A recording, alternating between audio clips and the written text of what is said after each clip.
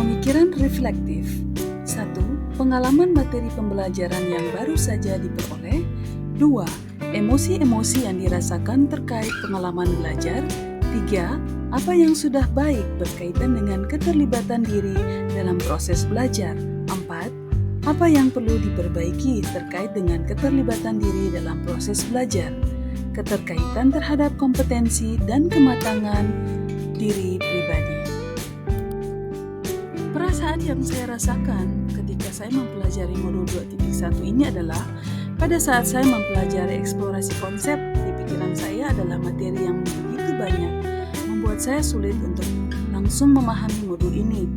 Namun setelah melalui fase eksplorasi konsep dan saya membuat rangkuman sendiri yang saya gunakan sebagai bekal saya untuk melanjutkan ke fase berikutnya, maka saya lebih memahami modul ini dan saya semakin mencerahkan pengetahuan saya ketika saya memasuki fase atau alur diskusi kolaborasi di ruang kolaborasi, sehingga saya bisa mengimplementasikan pemahaman saya tentang konsep coaching pada supervisi akademik dengan alur percakapan Tirta, sehingga dapat saya implementasikan ketika saya mengerjakan tugas demonstrasi kontekstual dan koneksi antar materi.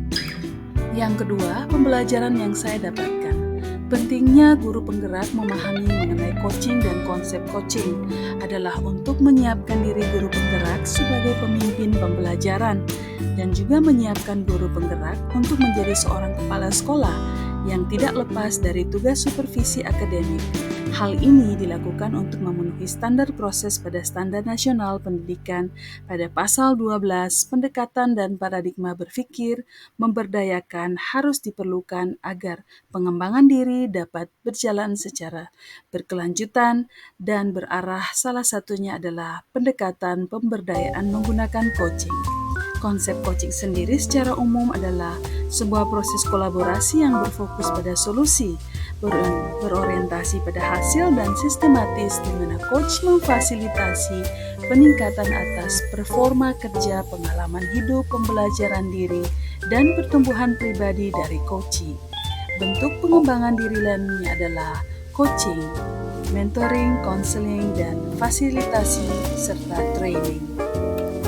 Emosi yang saya rasakan terkait dengan pengalaman belajar yaitu sebelum mempelajari modul 2.3 adalah cemas karena dari nama coaching tersebut saya masih mengartikan kalau coaching itu adalah sesuatu yang sangat rumit. Setelah saya pelajari modul 2.3, saya mulai tertarik dalam pembelajaran dan mengimplementasikan teknik coaching ini. Saya sangat gembira saat berkolaborasi dengan rekan-rekan saya dalam melaksanakan praktik coaching, baik di ruang kolaborasi maupun demonstrasi kontekstual. Lalu selanjutnya saya merasa optimis mengimplementasikan semua yang saya pelajari di modul 2.3. Yang keempat, keterlibatan dalam proses belajar. Dalam proses belajar mengajar yang sudah baik dirasakan dalam melibatkan diri adalah sudah mampu berkolaborasi dengan rekan sesama calon guru penggerak. Saat mempraktikkan proses coaching, baik sebagai coach atau coachee dan observer, saya juga melibatkan diri dari setiap diskusi yang dilakukan terkait dengan modul 2.3. Yang kelima, keterkaitan terhadap kompetensi dan kematangan diri pribadi adalah mengoptimalkan kekuatan diri sebagai seorang pendidik yang mampu menjadikan coach dan melakukan coaching bagi orang-orang di lingkungan sekitar. Menurut saya, proses supervisi akademik ini ideal yang dapat membantu saya lebih berkembang sebagai seorang pendidik adalah sebagai berikut.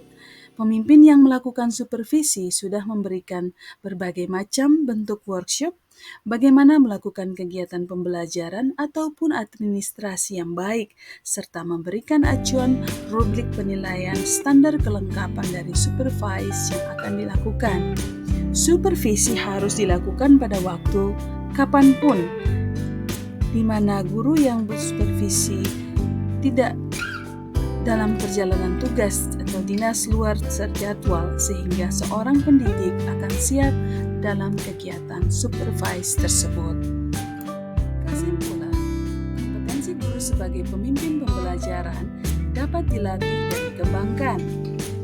berdampak pada keterampilan guru dalam melakukan coaching.